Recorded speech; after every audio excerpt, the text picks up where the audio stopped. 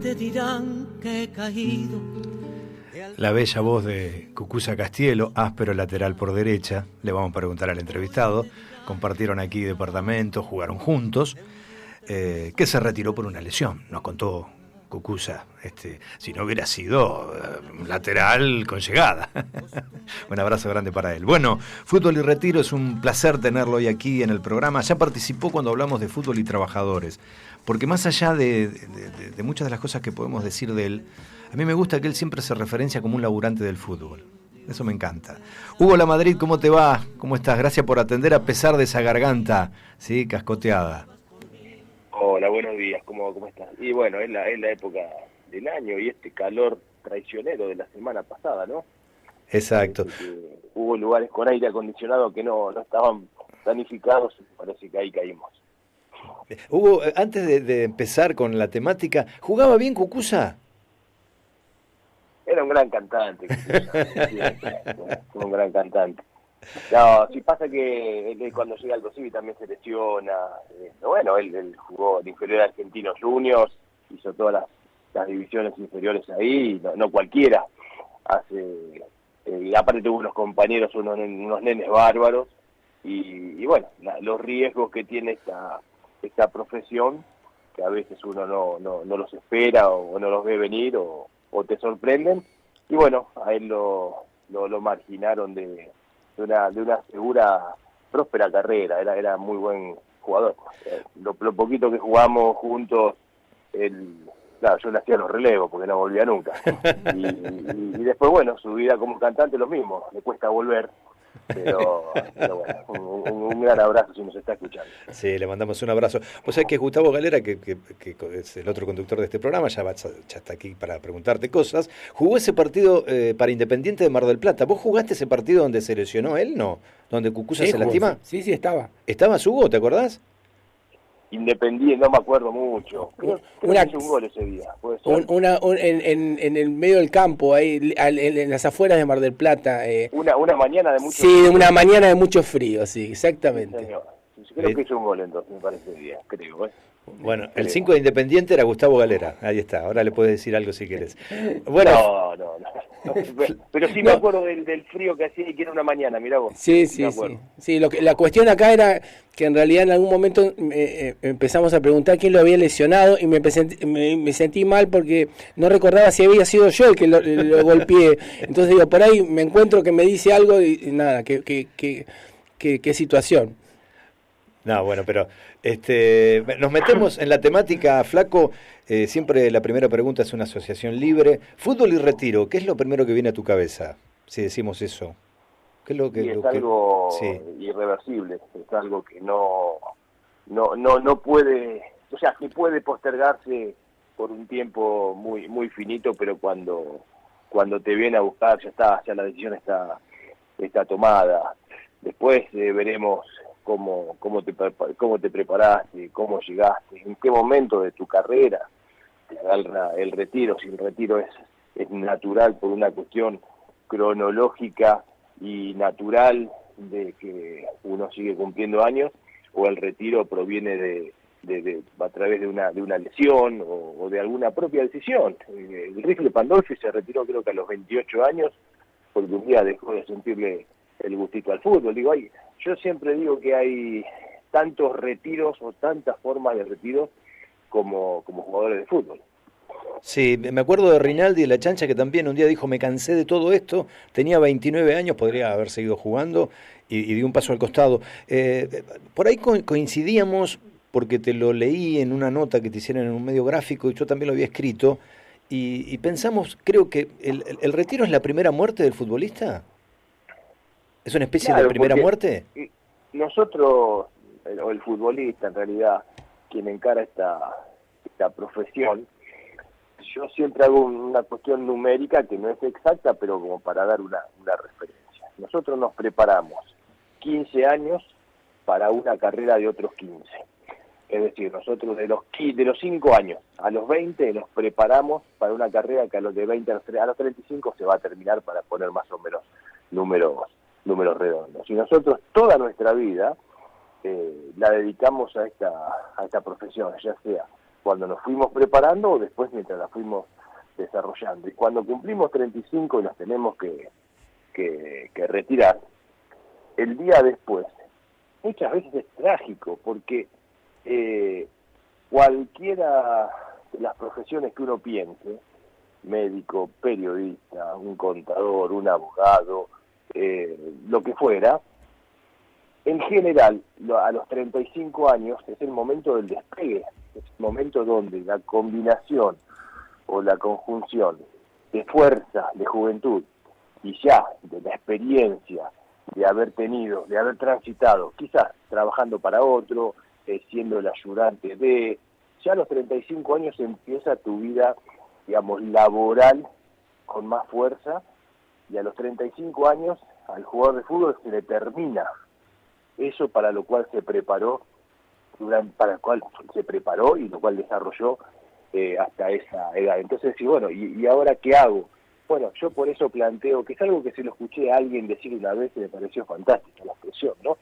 El jugador de fútbol muere 2 veces. Una vez es en esa, cuando el fútbol te retira, cuando vos dejás el fútbol, y la próxima es cuando la vida lo diga. Ahora, Hugo, cuando uno piensa esto, ¿no? Que es tan visible para todos, ¿no crees que nadie ha pensado alguna dinámica de acompañamiento para el futbolista que se va a retirar y que lo deja en la absoluta soledad en el retiro, un ambiente que se dice tan solidario y bueno y tan contenedor como es el fútbol en general? ¿Por qué pensás vos que nunca nadie ha podido articular algún tipo de programa de ayuda para el futbolista, ¿no? Porque en realidad en ese punto, por ahí uno lo dice con cierta liviandad, esto del retiro como una cuestión, bueno, muy fuerte, pero en algunas situaciones ha sido bastante trágico, quiero decir, ¿no? Y de crisis personales muy evidentes y que han tenido consecuencias notorias para el resto de sus vidas. Yo no sé si si el fútbol es tan solidario, ¿eh? Yo, déjame discutírtelo, y por ahí es mucho más amplio. Era irónico igual. Sí, lógicamente. Pero en esa solidaridad que uno dice tener, mira, o dice que puede haber dentro del fútbol. Yo en el año 2021 fue pandemia, sí, estamos en pandemia todavía, un poquito antes, cuando yo saco el libro, me fui a verlo a Néstor Fabri y al Turco Marchi, a futbolistas agremiados. Y me ofrecí para generar un ciclo de charlas a través de futbolistas argentinos agremiados, donde podíamos empezar a armar y a llegarle a todos aquellos futbolistas que estaban en el momento donde ya empiezan a pensar en el retiro, porque vos ya lo ves venir, pero más que nada para aquellos jugadores que forman parte del colectivo jugador de fútbol, pero que no tienen las herramientas de las grandes estrellas. Es decir, cuando nosotros hablamos del jugador de fútbol como un colectivo, los jugadores de fútbol, estamos cometiendo primero un error, porque no todos los jugadores de fútbol tenemos las mismas herramientas para solucionar los mismos problemas. A ver, yo siempre pongo el mismo ejemplo. Un jugador de Boca, de River, de Racing, los equipos grandes, vos jugás en un equipo de ellos y se te enferma tu nene y vos seguramente y afortunadamente vas a tener la mejor obra social o la mejor prepaga, la contención, los mejores médicos, una clínica si es necesario. Ahora el jugador que juega en Flandria, en Desamparado de San Juan, o en Juventud Antoniana de Salta, se le enferma el nene y posiblemente no tenga las mismas herramientas para solucionar el mismo problema. Pero ya de ahí estamos hablando que es una profesión muy heterogénea. Y cuando se empieza a acercar el retiro, la cabeza del jugador, que está hecho, digamos, por decirlo de alguna manera, económicamente, tiene un problema menos. No significa que ese jugador no va a sufrir el retiro, ¿eh? Por más guita que tenga, el retiro lo vas a sufrir igual. Pero ¿qué pasa? Si vos tenés la parte económica solucionada, tenés una gran parte de esa batalla ganada. Después vendrá la otra. En cambio, el pibe que mañana tiene que salir a laburar de cualquier otra cosa, o tiene que seguir laburando de cualquier otra cosa, y ya no tiene la contención del fútbol, a ese se le complica mucho más. Y yo en un momento me agarró esto de decir, che, hay que salir. Digo, bueno, hablemos con la Federación de Futbolistas de Salta, no sé. Bueno, muchachos, ¿cuántos jugadores hay? Generen algo allá y vamos y charlamos, porque esto es charlar. Esto no es que uno va y le va a decir, che, mira, acá tenés tanta guita para el día de mañana, ¿no? Esto es empezar a hablar, empezar a entenderlo. Yo no soy psicólogo, pero cualquiera de nosotros que ha jugado y que ha pasado por este momento, tenemos al menos experiencias para contar, que muchas veces nos emparentan. Estamos hablando con el flaco Hugo Lamadrid. En tu reconversión, en tu resurrección, después de la gloria y la caída, encontramos a alguien que tiene un buen decir, que piensa, que reflexiona. Encontraste en la literatura, en el stand-up, en la radio, un lugar de pertenencia. ¿Eso lo fuiste construyendo? Ya, digamos, cuando estabas en Douglas, ¿ya parecía ese el camino a seguir? ¿O fue una sorpresa también para vos? No, una sorpresa, una sorpresa. De hecho, mira, yo siempre me acuerdo, en el año 2001, 2002, nos volvimos a reencontrar con los compañeros y las compañeras del secundario, ¿no? En el 2003 se habían cumplido una pila de años ya, un número redondo, de que habíamos terminado el colegio, y era época de mucho mail, no había redes sociales, era mucho mail. Y bueno, en esas idas y vueltas, yo a veces armaba tipo poesía, contando algún encuentro que habíamos tenido, y alguien me dijo una vez, me dice, Flaco, vos tendrías que escribir, escribís muy bien. Y él me quedó dando vueltas esta cosa de escribir, pero no fue hasta mucho tiempo después, te estoy hablando de 2001, 2002, 2003, yo creo que empiezo con esto allá por el 2014, 2015, cuando a través de Twitter sobre todo, empecé a encontrarle la vuelta a algunos personajes que de alguna forma reflejaban al tipo común, al tipo medio, al tipo que tomaba un bondi, al tipo que tenía que laburar todos los días porque si no podía parar la olla, y empecé a creer a estos personajes como el personaje del volante central propiamente dicho, que es ese tipo al que le pasan las cosas que nos pasan a la mayoría. Llegás al cajero automático y no tiene plata, vas en la caja al supermercado y la otra anda que anda más rápido, venís de laburar a las 6 de la tarde y hay paro de colectivo y quedaste en el medio de la nada. A ese tipo le pasan las cosas del tipo común, de la persona común. Y son las cosas que me pasaban a mí y las empecé a reflejar en redes. Y un día alguien me dice, flaco, me dice, tendrías que hacer stand-up. Y a los 2 o 3 días alguien me dice lo mismo, flaco, ¿por qué no haces stand-up? ¿Qué hice? Googleé, cursos de stand-up, hice el curso de stand-up 6 meses con Pablo Molinari y me subió al escenario. Y más o menos funcionó bien. Y ahí es cuando, haciendo stand-up, vos tenés que ponerte a escribir tu propio material. Y es ahí donde descubro que había cierta facilidad para algunas cosas. Y bueno, eso después termina sintetizándolo con una pila de material que un día le llevo a Hernán Casiari y le digo, Hernán, mirá, yo quiero esto, pero quiero hacerlo una obra de teatro.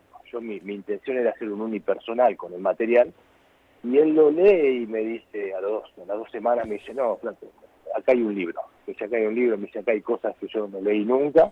Hernán Casiari, no me lo dijo, sí. Nada menos.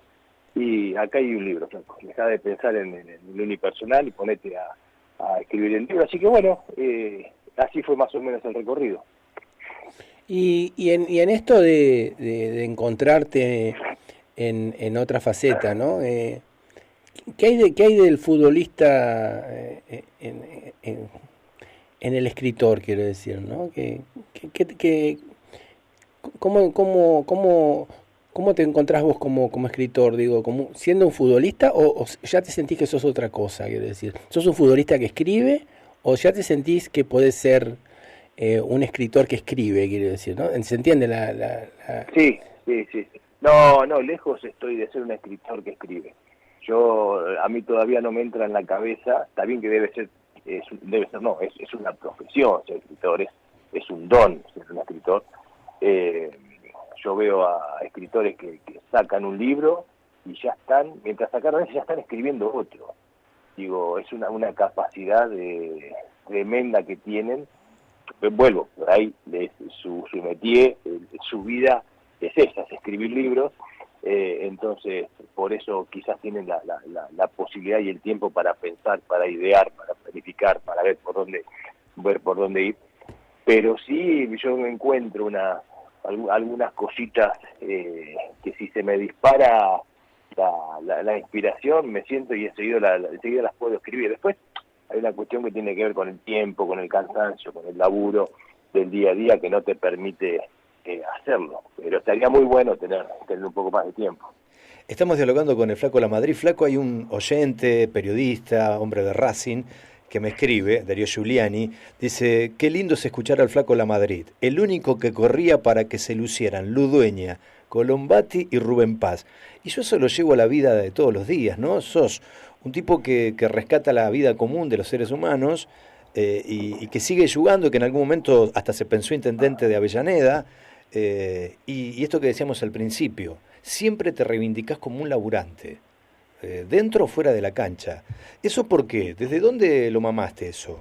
Y además tu pertenencia política, lo has dicho, lo has planteado, sos kirchnerista, eso también te trajo algún dolor de cabeza en las redes, pero ¿de dónde lo trae la Madrid eso? Porque hay otros futbolistas que se retiran y no resaltan ese sentido de pertenencia con la clase trabajadora. Bueno, primero un saludo a Darío y bueno, el reconocimiento llegó 45 años después. Yo esto lo decía siempre, pero no quería decirlo públicamente, ¿no? Uno corre para que el otro haga los goles y no salíamos nunca festejando ni un gol en la foto.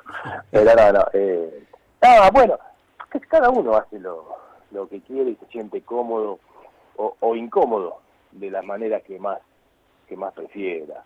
En realidad la pertenencia al grupo del laburante es desde siempre. Uno no tiene que ponerse un traje que no le corresponde. Mi vieja laburaron siempre. Yo vi esta cuestión de levantarse todos los días temprano. Mi viejo fue policía, fue custodio del presidente Guido, también estuvo con Ilía. Cuando yo nazco, al poco tiempo él se retira, fue albañil y plomero y gasista. Después terminó laburando en Clarín, pero no en el periodismo, sino en la parte del mantenimiento. Fue quien le hacía las cuestiones personales, quiero decir, en la casa de Ernestina de Noble. Mi vieja tuvo un kiosco toda su vida, entonces uno vio esa cuestión, que nunca faltó nada, pero nunca sobró nada, entonces uno ya empieza a ver cómo es esta cuestión. Después yo empiezo a jugar y no fueron los mejores años de Racing. A grandísimos planteles no se le correspondió grandeza institucional, y es por eso que aquel equipo del 88-89 solo ganó la Supercopa, poniéndolo irónicamente, ¿no? Solo ganó la Supercopa, claro, sí. Nada más y nada menos, pero pudiendo haber ganado torneos locales. Entonces, después que yo fue una época también, los 80, los 90, donde la cuestión económica no fue la mejor, se venía preparando el 2001, terminó jugando en el ascenso. Muchas veces en el año que vos estabas jugando, estabas cobrando lo del año anterior, porque habías tenido que inhibir al club y durante ese año no cobrabas. Fueron años bastante complicados. Después tuve que poner una panadería, porque al día siguiente de dejar el fútbol había que laburar, había que generar un mango. Porque yo siempre digo, los chicos tienen la pésima costumbre de querer las 4 comidas diarias, ¿no? Sí, claro. Entonces había que laburar y ahí laburamos muchas horas por día, pero después con el paso del tiempo te queda esa satisfacción interna de decir, ¿sabes qué? Un nuevo desafío y lo pudiste lograr. Así como dentro de la cancha, la posición yo creo que tiene que ver siempre también con la personalidad, ¿no? Donde uno juega tiene mucho que ver también la personalidad, más allá de las cuestiones técnicas que uno tenga. El volante central es muy particular. Hablamos del volante central como esa figura de los 70, 80, 90. Ya ahora el volante central se perdió el doble 5, es otro quilombo. Pero esa figura, sí, el volante central, claro, es eso. Es el tipo que todos los días se tiene que levantar, no se puede enfermar, no puede faltar, que tiene que cumplir. El que tiene que hacer los relevos, el que tiene que hacer los relevos de todos los compañeros, el que tiene que estar Claro. atento. Vos ves que hay siempre algún compañero dentro de la cancha que bueno, pudo hacer el pique y no lo hizo, y lo haces vos, ¿viste? Tiene esa cosa solidaria el volante central, y bueno, si uno empezara a construir desde ese lado, ahí está la cuestión. Y después con respecto a la ideología, yo siempre, a mí particularmente, perdón por la expresión borgiana, ¿no? Me chupa un huevo lo que digan las redes, pero para mí es muy importante la honestidad ideológica. Cuando vos hablas conmigo, vos sabés de dónde yo hablo. Entonces, nunca me vas a poder decir, pero vos tal que levantar el dedito, vos tal cosa. No, vos sabés de dónde yo hablo, vos sabés qué es lo que yo pienso, después si te gusta lo que digo, ¿no? Es otra cosa. Y después si uno se engancha, ya hay otra cosa que aprendimos también, se engancha en la pelea en redes, es perder el tiempo. ¿Y de dónde viene esta facilidad que tenés con la palabra? Porque convengamos que en el ambiente del fútbol no es un ámbito donde generalmente los futbolistas tengan un vínculo tan fluido con la palabra como tenés vos. Quiero decir, esto que escribas, que puedas hacer stand-up, que puedas constituir tu propio material, habla de un vínculo con la palabra bastante particular y bastante extraño en el mundo del fútbol. ¿De dónde viene eso? No lo sé, yo creo que hemos tenido épocas de muy buena educación pública. Yo fui mitad de la escuela primaria a escuela pública y la segunda a una educación católica porque me echaron de la pública, pero bueno, fue otra cuestión. Me peleaba y bueno, me dijeron tenés que ir a un colegio mejor y me sacaron. Y después en el secundario, en la escuela pública, y todo lo que uno aprendió, lo aprendió ahí. Y después en algún momento cursé psicología en la UBA. Mi intención era seguir comunicación social y haciendo el ciclo básico me cruzo con psicología como materia, cambié la carrera, seguí psicología. Entonces quizás desde ese lado de haber leído un poco más, la verdad que no lo sé, pero no creo que sea un mérito. ¿Cómo que no? Cuando vos Sí, es un mérito, Hugo, ¿cómo no va a ser un mérito? En realidad, digo, que vos puedas, digo, que en el ambiente del fútbol haya sujetos como vos que puedan transmitir las experiencias que otros les cuesta poner en palabra. Bueno, nada, habla muy bien de vos y en relación al fútbol le hace muy bien, porque es como encontrar interlocutores en pares, que muchas veces, si no, el interlocutor termina siendo alguien totalmente ajeno al fútbol. Exacto. Le termina contando lo que es el fútbol de un lugar de cero vivencia. Bueno, pero ahí hay dos cuestiones. Una cuestión es el par como tal, y eso le doy el valor que tiene, porque uno puede hablar con un jugador de cualquier otra época, más atrás o más adelante, y digamos, el par te reconoce como tal, ¿no? El jugador te reconoce como tal. Ahora, si la cuestión es contar experiencias, está bárbaro. Ahora, si la cuestión tiene que ver con una ayuda ya más profesional, no. Ahí por más que un psicólogo deportivo no haya jugado al fútbol, es muy importante. Yo cuando empiezo a estudiar psicología, que no la pude terminar la carrera, era por eso. Yo en el 2001, 2002 vi que en el campo, sobre todo de los pibes chiquitos, de los juveniles, de las infantiles y las inferiores, era necesario tener a un psicólogo deportivo en un plantel en momentos donde lo conservador que trae el fútbol no le abría la puerta. Le costaba mucho entrar a un psicólogo, porque es poner en crisis el jugador de fútbol como macho, no como tal. Entonces era reconocer que el jugador de fútbol tiene miedo. El jugador de fútbol tiene miedos también, como cualquier tipo normal, tiene temores. Entonces me pareció que ese era un buen campo para tratar. Después, bueno, las cuestiones, la vida, ya empezás a crecer, tenés hijos, necesitas laburar, hizo que no puedas seguir la carrera. Pero sintetizando la respuesta, si es como un par, está bárbaro, sí, porque te habilita un montón de cuestiones, te habilita en comenzar la charla sin tener demasiados preámbulos. En cambio, cuando estás hablando de una ayuda profesional, ya es otra cosa. Es discutible, Hugo. Yo soy psicólogo también. Y nada, cuando uno ve en el ámbito profesional ciertas intervenciones de colegas profesionales en el ámbito del fútbol, y no tienen ninguna vinculación con el fútbol y nunca se han vinculado con el fútbol, muchas veces hablan desde un desconocimiento y de una falta de experiencia práctica que también los invalida. Sí, pero a ver, cuando yo te hablo de un psicólogo deportivo, no te hablo de que el psicólogo va a venir a hablar de cuestiones tácticas y técnicas. Muchas veces... a veces lo hacen. A mí como psicólogo deportivo o como psicólogo me gustaría ver entrenamientos, formar parte del cuerpo técnico, vivir el día a día y siempre estar 3-4 metros atrás para ver todo, porque la dinámica de los grupos son iguales en todos lados, porque los roles en los grupos se repiten en Boca, se repiten en el Desaparado de San Juan, se repiten en todo el ambiente, el líder futbolístico, el líder por carácter, el saboteador, el tipo necesario porque es el tipo que está siempre arriba en los momentos contigo. Esa dinámica de grupo se repite siempre, pero digo, no sé si hay profesionales que quizás en sus intervenciones no sean lo más... vamos a poner un paralelo.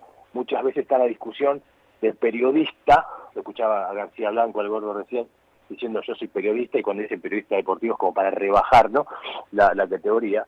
El periodista que habla sin haber entrado nunca a vestuario. No sé, podríamos trazar un paralelo también, y yo no sé si están así. Claro. La cuestión profesional yo la separo, ¿no? La cuestión profesional, el psicólogo algo más que yo sabe, algo más de las cabezas sabe. Después si lo aplica bien o lo aplica mal, o no me gusta cómo lo aplica, me parece que es otra cosa. No, porque eso tiene que ver con la formación también, Hugo. Cuando uno se va acercando si vos querés ser psicólogo deportivo, bueno, nada, tenés que hacer un acercamiento, y más si te vas a meter en el mundo del fútbol.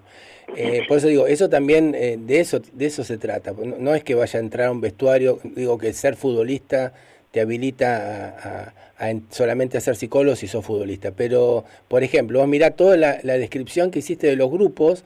Digo, hiciste unas materias de psicología y tenés una carrera de futbolista desarrollada, y tenés una mirada, bastante definida de esto, de la dinámica grupal, por ejemplo. Bueno, y eso tiene que ver básicamente con haber transitado experiencialmente los vínculos en un plantel de fútbol, que hoy te habilita a decir que es lo mismo un plantel en Boca que en Desaparado de San Juan. Y eso está seguro, y yo te lo convalido, porque pienso exactamente igual que vos, pero eso lo sabemos no por haber sido, en este caso yo por ser psicólogo, sino porque en realidad lo experiencial nos muestra que cuando uno se mueve en el ámbito del fútbol, sea acá, sea en Costa Rica o sea donde sea, uno encuentra las mismas dinámicas grupales. Por eso te digo que en ese punto lo experiencial a veces pesa y mucho. Sí, igual a algunos conceptos que quizás el psicólogo tuvo que estudiarlos, digamos, y vos lo viste a lo largo de 15 años de carrera. Cuando sos más joven no lo ves, cuando sos más pibe no lo vas viendo, porque vas viviendo más de las emociones que de las razones. Cuando ya en la edad te empieza a poner a pelear el lugar de líder, ya empezás a ver las cuestiones de otra manera. Cuando vos éramos pibes, nosotros queríamos hacer paros y no cobrábamos. Cuando yo tenía 27 años, la trataba de contemporizar los enojos para tratar de ver si un paro podía tener un resultado, o si no tenía resultado positivo, y bueno, no dejemos de entrenar, de buscarle la vuelta, porque vas creciendo también. Cuando terminás la carrera vos haces una evaluación de lo que pasó en cada club, y esas cuestiones o esas personalidades dentro del grupo se repiten, pero de una manera que vos no podés creerlo, como cada grupo, cada equipo tuvo en su rol a un jugador. Ya te digo, vos sabés que en cada equipo hay el mejor jugador. Bueno, está el mejor jugador, porque también sus cuestiones técnicas así lo avalan, pero también porque sus pergaminos o lo que fuera. Después tenés el líder por carisma, el líder también por experiencia, que a ese liderazgo el mismo grupo lo lleva. El mismo grupo muchas veces lo pone en esa posición del tipo que protege al resto porque sabe cómo, porque es el que va a pelear los premios. Tenés el tipo que le hace mal que lo puteen adentro de la cancha. A mí me pasaba a nosotros nos pasaba con el Mencho Medina Bello. El Mencho había llegado de Gualeguay con 16 años, creo, y al año y medio ya estaba jugando en primera, un animal, y yo soy de putear mucho.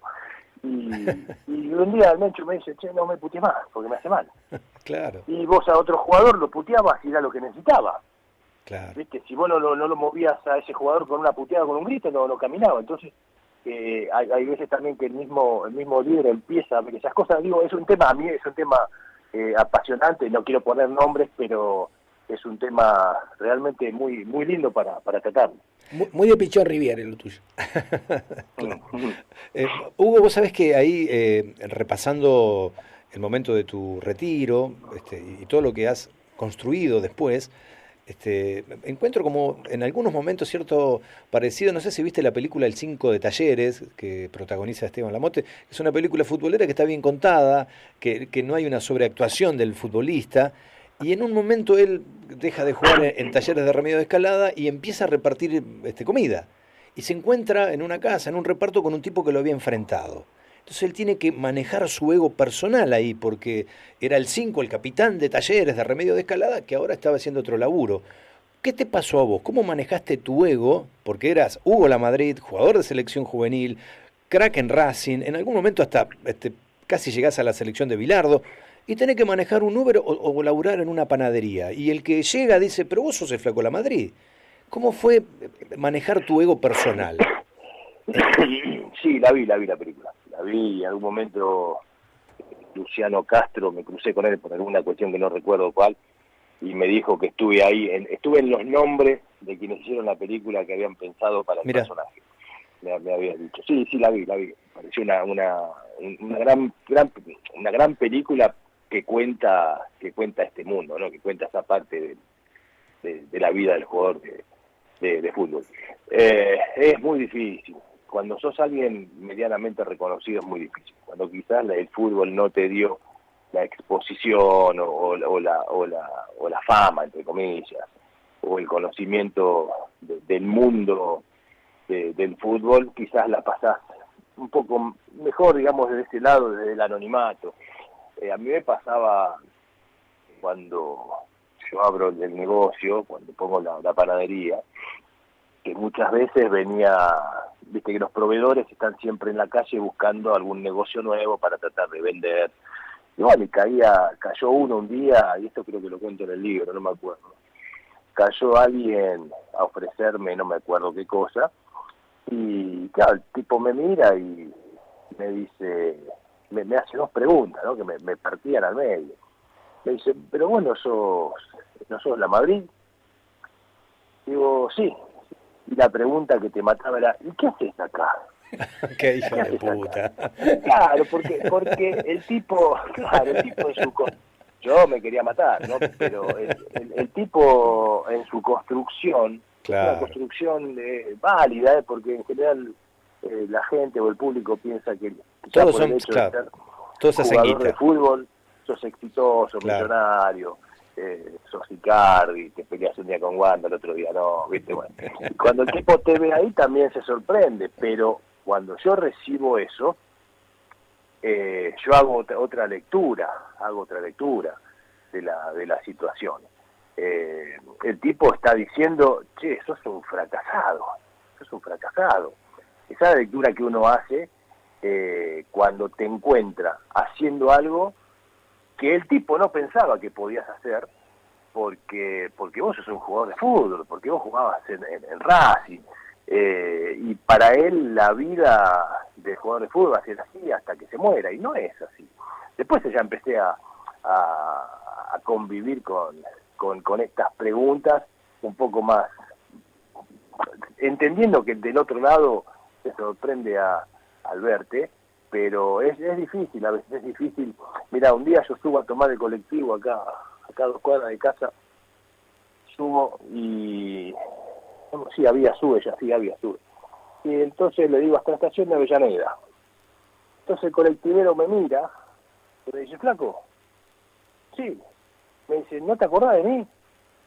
Yo me quería morir, porque la verdad que no, yo estoy muy malo para relacionar caras con nombres, y digo, no, disculpa, de verdad que no. Me dice, soy el negrito Urán. Urán fue un 5 que jugó un par de años antes que yo. El Racing jugó en la época del ascenso, creo 83, no recuerdo. El flaco estaba manejando un 293, en la época todavía tenían que hacer los cambios, ¿no? Esas cajas de cambio que te sacaban unos músculos bárbaros. Y lo que duró el viaje de ahí de acá, de mi casa hasta la estación de Avellaneda, bueno, charlamos lo que pudimos, cambiamos teléfonos y qué sé yo, y a las 2 semanas un temporal le vuela el rancho a la mierda. Y todas estas cosas que quizás el jugador que terminó allá arriba, se pierde de conocer. No digo que esté bueno que a alguien se le vuele el rancho, lo que estoy diciendo es que la vida transcurre por donde la transcurrimos, por donde la vivimos nosotros, no allá arriba. Está bárbaro que el tipo que terminó la carrera allá arriba la pueda continuar y tenga una vida del carajo. Cuando nos vayamos nos vamos a llevar lo mismo, nada. Pero a veces estar acá en este mundo más terrenal te hace ver estas cosas y te hace ver que por ahí con muy poco le podés dar una mano a alguien, o podés enterarte que alguien la está pasando mal. Intentar, uno no le va a cambiar la vida a nadie, pero al menos puede ayudándolo un rato estando o con una llamada. Y bueno, me pasó eso que para mí ese momento fue un golpe, porque dije, puta, no lo conocí, estaba muy cambiado el muchacho, y es eso, ¿viste? Es eso, como el otro a veces te hace sentir mal. Yo al no reconocerlo se sintió mal, como el otro sin quererlo te hace sentir muy mal a veces, porque imagino quizás otra vida para vos. Sí, igual el gran porcentaje de futbolistas que terminan allá arriba, como decís vos, Hugo, es muy chiquito, quiero decir, ¿no? En relación al universo del fútbol, ¿no? Sí. Digo, la mayoría somos los que tuvimos que seguir trabajando el otro día, quiero decir, ¿no? Evidentemente. Sí, pero en la construcción que hace la gente, el público, para nosotros el que termina hacia arriba es un 5%, pero para la gente cuando construye la imagen del futbolista son todos, los que terminan hacia arriba. Exacto. Ahí los medios tienen mucho que ver. Bueno, Flaco querido, ha sido un placer charlar contigo. Gracias por este cacho de radio, la pasamos realmente muy bien. Cuando quieras venir a Mar del Plata con el libro, hacemos una charla. Y está bueno que empieces a proponer, bueno, hacen oídos sordos quienes deberían escuchar, esto de poder hablar con los jugadores, con esos que están cercanos al retiro, con esos que no tienen hoteles y que no tienen el futuro asegurado por muchísimos años, sino que están pensando, como bien dijo Gustavo recién hace un ratito en la presentación de este programa, que se sienten adolescentes de 40 años, que se empiezan a preguntar, che, ¿y qué voy a hacer de mi vida? Bueno, por eso es bueno que alguien como vos, con tu recorrido, que jugó al fútbol, que fue importante en el fútbol, que reconstruyó su vida, se los pueda contar también y los pueda ayudar a pensar. Bueno, el agradecido soy yo, y a ver, la reconstrucción o el renacer o estamos charlando hoy de esta manera, a mí me llevó 10 años, no es que yo lo hice un día para el otro, es un proceso muy largo, muy duro a veces, donde te golpeas muchas veces, intentas una cosa, la otra. Yo puse una panadería, vendí seguros de vida, manejé un Uber, laburé en la Secretaría de Derechos Humanos, hice un montón de cosas, hasta que más o menos le encontré la vuelta.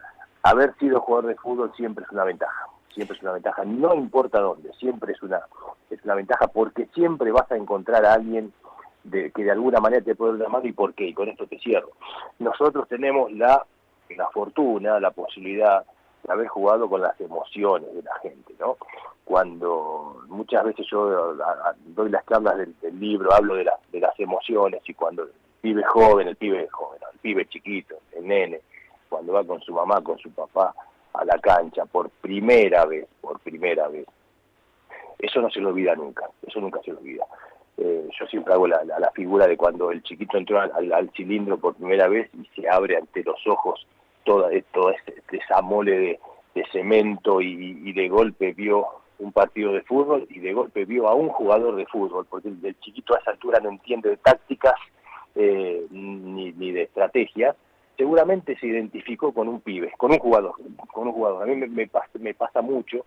Yo era alto, tenía el pelo largo, entonces muchos pibes hoy de 40 y pico años, cuando yo hablo de esto, después de la charla se me paran a hablar y me lo verifican, ¿no?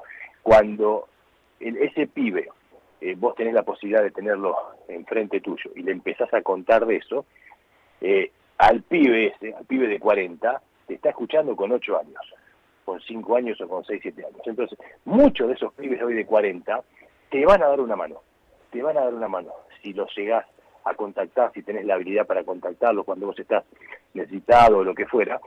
Vos tenés en cuenta que, mal o bien, o te fueran a ver 30.000, si jugás en un club grande, o te iban a ver 200 personas en un club más chico.